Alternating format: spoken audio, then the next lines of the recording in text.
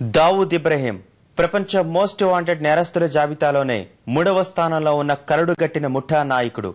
అధో జగత్ అధిపతి పాకిస్తాన్లోనే ఉన్నాడని భారత్ ఎన్నిసార్లు చెప్పినా దాయాది దేశం మాత్రం లేదు లేదంటూ ఏళ్లుగా బుకాయిస్తూనే ఉంది. అయితే శుక్రవారం అరెస్టైన ఉగ్రవాది తుండా పాకిస్తాన్ నిఘా సంస్థ ఐఎస్ఐ రక్షణలోనే దావూద్ ఉన్నాడని స్పష్టం చేశాడు. తుండాను విచారిస్తున్న ఢిల్లీ పోలీసులు ముష్కర ప్రపంచానికి సంబంధించిన ఎన్నో విషయాలు రాబట్టగలిగారు.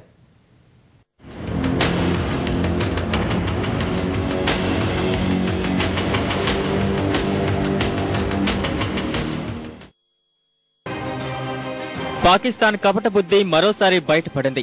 భారత్ లో ఎన్నో బాంబు దాడులకు ప్రధాన కుట్రదారుడైన అధో జగత్ నాయకుడు అంతర్జాతీయ మాఫియా డాన్ దావూద్ ఇబ్రహీం తమ దేశంలో లేడంటూ ఆ దేశ నూతన ప్రధాని నవాజ్ షరీఫ్ ప్రతినిధి షరియర్ ఖాన్ చేసిన ప్రకటన పచ్చి అబద్దమని తేలిపోయింది. శుక్రవారం భారత్ నేపాల్ సరిహద్దుల్లో అరెస్టైన లష్కరే తోయిబా ఉగ్రవాది సయ్యద్ అబ్దుల్ కరీం అలియాస్ తుండా దావూద్ అనుపానుల గురించి పోలీసులకు స్పష్టమైన సమాచారం అందించాడు.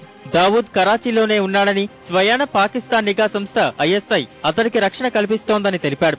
దావూద్ ప్రతి కదలిక పైన ఐఎస్ఐకి సమాచారముందని స్పష్టం చేశాడు. తొలిసారి దావూద్ ను 2010లో కలిశానన్న తుండా అప్పటి నుంచి ఎన్నోసార్లు అతడితో భేటీ అయినట్లు వెల్లడించాడు.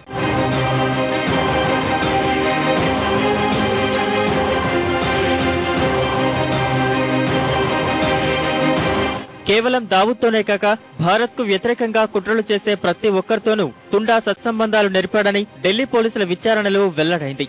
తుండాతో నిత్యం సంప్రదింపులు జరిపే పాక్ నిఘా సంస్థ ఐఎస్ఐ ముంబై పెళ్లుల కుట్రదారు హఫీజ్ సయ్యద్ ను స్వయంగా పరిచయం చేసినట్లు పోలీసులు తెలిపారు. భారత్, పాక్, బంగ్లాదేశ్, నేపాల్లోని ముష్కర్ ముఠాలతో విస్తృత సంబంధాలు కలిగిన తుండా సేవల్ని ఉపయోగించుకునేందుకు ఐఎస్ఐ, లష్కరే తోయిబా, జైషే మహమ్మద్, ఇండియన్ ముజాహిదీన్, బబ్బర్ ఖాల్సా వంటి ఉగ్రవాద సంస్థలు పోటీ పడేవని తెలుస్తోంది. ముఖ్యంగా పేలుడు పదార్థాలు, ఉగ్రవాదులకు శిక్షణ ఇవ్వడంలో సిద్ధహస్తుడని, ముష్కరులు, నకిలీ కరెన్సీని భారత్ కు చేరవేయడంలో తుండా పాత్ర కీలకమైందని విచారణలో తేలింది. కరాచీలో ఎన్నో మదర్సాలను నడుపుతున్న తుండా తన వాక్చాతుర్యంతో అమాయక యువతను తీవ్రవాదం వైపు అడుగులేసేలా చేస్తున్నాడు. వారందరికీ శిక్షణ ఇచ్చేందుకు ముష్కర సంస్థలు భారీగా విరాళాలు ఇస్తున్నాయి.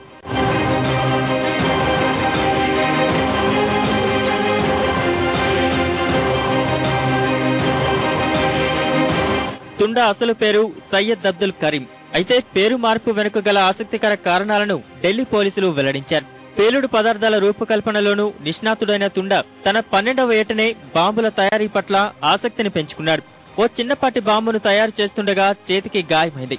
అప్పటి నుంచి అతడి స్నేహితులు తుండా అని పిలవడం ప్రారంభించారు. అంటే హిందీలో చేయలేనివాడు అని అర్థం. అలా తన విధ్వంస యానాన్ని ప్రారంభించిన ఈ మానవ మృగం బాంబుల తయారీలో ఎంతో మందికి శిక్షణ ఇచ్చాడు. ఈ క్రమంలోనే తన శిష్యుడైన జలీస్ అన్సారీ ముష్కర ప్రపంచంలో డాక్టర్ బాంబుగా పేరుగాంచాడని రక్షక భటులు పేర్కొన్నారు.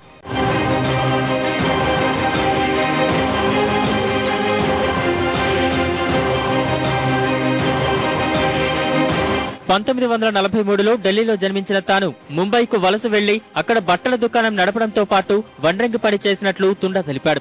మహారాష్ట్రలోని భివాండీలో 1985లో జరిగిన ఓ ఘటన తనను ఉగ్రవాదం వైపు మళ్లేలా చేసిందని వెల్లడించాడు. ఆ సమయంలో పరిచయమైన జలీస్ అన్సారీతో కలిసి ఓ తంజీంను ఏర్పాటు చేసినట్లు తెలిపాడు. 1993లో హైదరాబాద్, ముంబైల్లో పేలుళ్లు జరిపి 1994లో అన్సారీ అరెస్టు తర్వాత తాను ఢాకాకు పారిపోయినట్లు చెప్పాడు. 1996, 98 మధ్యలో జరిగిన ఢిల్లీ బాంబు పేలుళ్లలోనూ కీలక పాత్ర పోషించారన్న తుండా 1998లో చివరిసారిగా భారత్ వచ్చినట్లు చెప్పాడు. పాక్ లోని షేక్పూర్ జిల్లా మురగ్డీలో లష్కరే తోయిబా తనకొక 2 అంతస్తుల ఇంటిని ఇచ్చిందన్న తుండా ప్రస్తుతం జీవనోపాధి కోసం అక్కడే సుగంధ ద్రవ్యాల వ్యాపారం చేస్తున్నారని పోలీసులకు వివరించాడు. యువతను ఉగ్రవాదం వైపు మళ్లించేందుకు అవసరమైన మాటకారితనం, వారికి శిక్షణనిచ్చే నేర్పు, బాంబులు తయారు చేసే మేధస్సు తుండాలో ఉన్నందునే ముష్కర సంస్థలన్నీ అతడికి అంత ప్రాముఖ్యం ఇచ్చాయని ఢిల్లీ పోలీసులు అభిప్రాయపడ్డారు.